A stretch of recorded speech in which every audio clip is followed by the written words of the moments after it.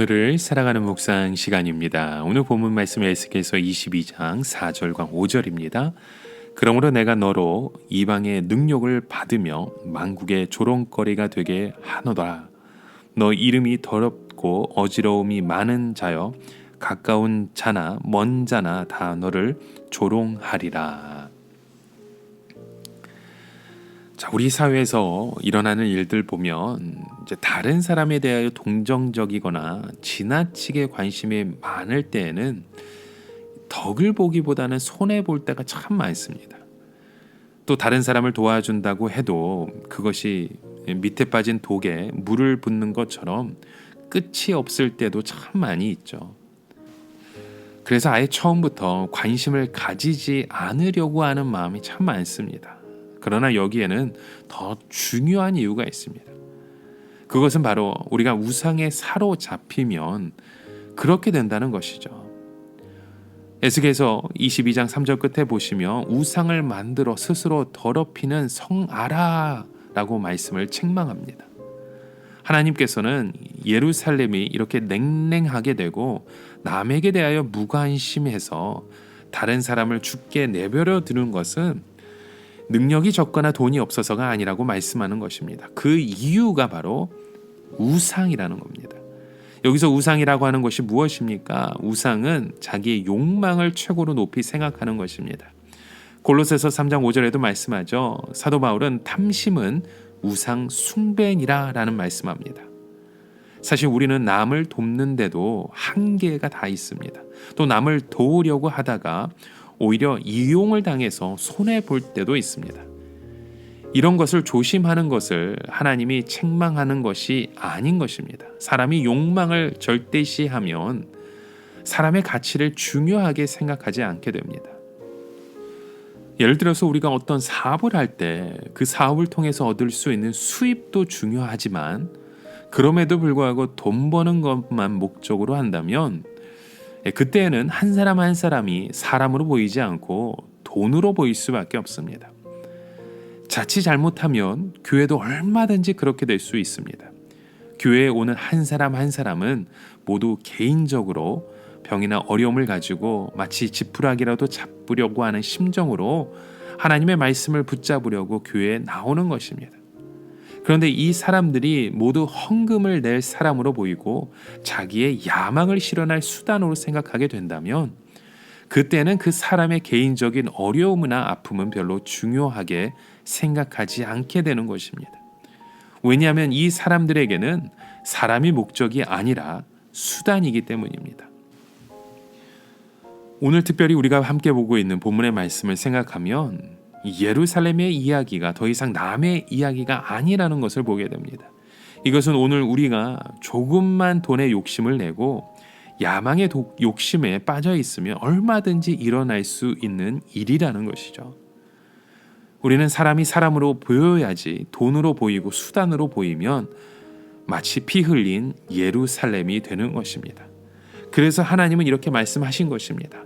하나님의 백성들이 진정으로 사람을 사랑하지 않고 자기 욕망의 수단으로 삼을 때 이때는 모든 사람들로부터 조롱을 당할 수밖에 없다고. 왜냐하면 그들로부터 하나님의 향기는 나오지 않고 썩은 냄새만 나오기 때문입니다. 하나님의 백성들은 세상 사람들이 보기에 신선해야 하는데 그들도 모이면 세상과 똑같은 이야기이고 똑같은 자랑이고 오히려 세상 사람들보다 더 이기적이고 추악할 때는 사람들은 이들을 경멸하게 되는 것입니다. 세상 사람들은 하나님의 백성들이 깨끗하고 신선하기를 원합니다.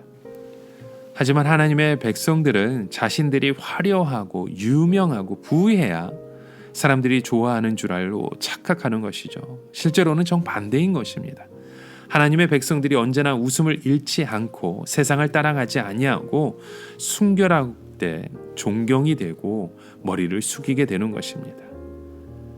그래서 에스겔서 22장 12절 끝에 보시면 하나님은 그 말씀을 우리에게도 확신시켜 주십니다. 나를 잊었도다. 결국 이스라엘 백성들이 한번 하나님의 끈을 끊어버리니까 급격하게 이 죄에 휩쓸려 가서 도저히 빠져나올 수 없게 된 것입니다.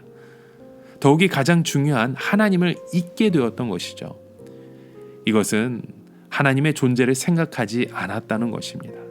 그들이 신앙의 끈을 끊어버렸을 때 도저히 걷잡을 수 없는 타락의 소용돌이로 휩쓸려 들어가고 만 것입니다.